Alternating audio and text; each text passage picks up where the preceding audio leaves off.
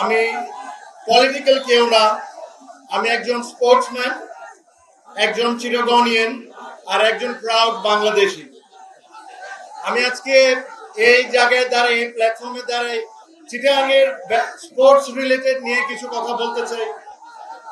আমি বলতে চাই, একটা সময় এমন ছিল যে সময় ক্রিকেট বলেন, ফুটবল বলেন বা অন্য যে কোনো স্পোর্টস বলেন, চিটাগাং থেকে 6 জন, 7 জন, 8 জন ন্যাশনাল টিমে রিপ্রেজেন্ট করতেন।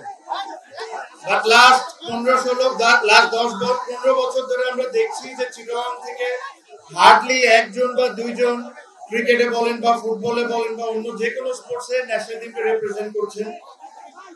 এটার আনসারটা আমাদেরকে খুঁজে বের করা খুব ইম্পর্টেন্ট, যে কেন চিটাগাংয়ের মতো এত বড় একটা ডিভিশনে আমরা স্পোর্টসম্যান প্রডিউস করতে পারছি না। আমার সাথে হেলাল ভাইয়ের কথা হয়, ইশরাফিল ভাইয়ের কথা হয়, হুম্মাম ভাইয়ের কথা হয় চিটাগাংয়ের স্পোর্টস নিয়ে, যে আমরা কিভাবে করে চিটাগাংয়ের স্পোর্টসকে আগের জায়গার মতো নিয়ে আসতে পারি।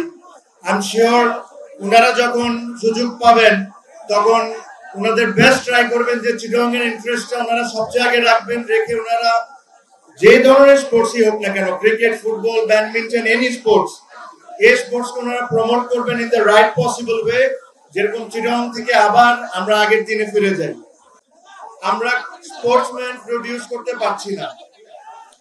আমার কাছে মনে হয় যদি একটা অনেস্ট আনসার এটার আপনারা জানতে চান, তাহলে এই আনসারটা আপনাদের নিজেদের দিতে হবে। আপনারা যদি এখন মনে করেন যে অমুকের কারণে খেলতে পারি নাই, অমুকের কারণে খেলতে পারি নাই, তাহলে এটা একটা স্পোর্টসম্যানের কথা হবে না। একটা স্পোর্টসম্যানের কথা হবে যে হয়তোবা আমার কোনো একটা ভুল ছিল, এই কারণে আমি জাতীয় দলে যেতে পারিনি। তো আমাদেরকে ওই জিনিসটা আগে মেনে নিতে হবে যে আমাদের কি ভুল ছিল, আমরা কোন জায়গায় ভালো কাজ করতে পারি, যেভাবে আমি ন্যাশনাল টিম আবার রিপ্রেজেন্ট করতে পারি ইন ডিফারেন্ট সেক্টর। যেদিন ওই জিনিসগুলো আমরা বের করে নিব, ইনশাআল্লাহ দেখবেন যে ঠিক আজ থেকে 10, 15, 20 বছর আগে চিটাগাং থেকে অনেকেই রিপ্রেজেন্ট করতো বাংলাদেশের বিভিন্ন স্পোর্টসকে। আমরা আবারও ওই জায়গাটা ফিরে পাবো। আমি এর চেয়ে বেশি আর কোনো কিছু আজকে বলবো না। আই এম ভেরি ওভারওয়েলমড আপনাদের ভালোবাসা পেয়ে। আপনারা জানেন মাত্র আমি অসুস্থ, মানে একটা খুব বড় ঘটনা হয়েছিল আমার, মাত্র আমি রিকভার করছি, তো আমার বেশি কথা বলা উচিত না। But thank you very much.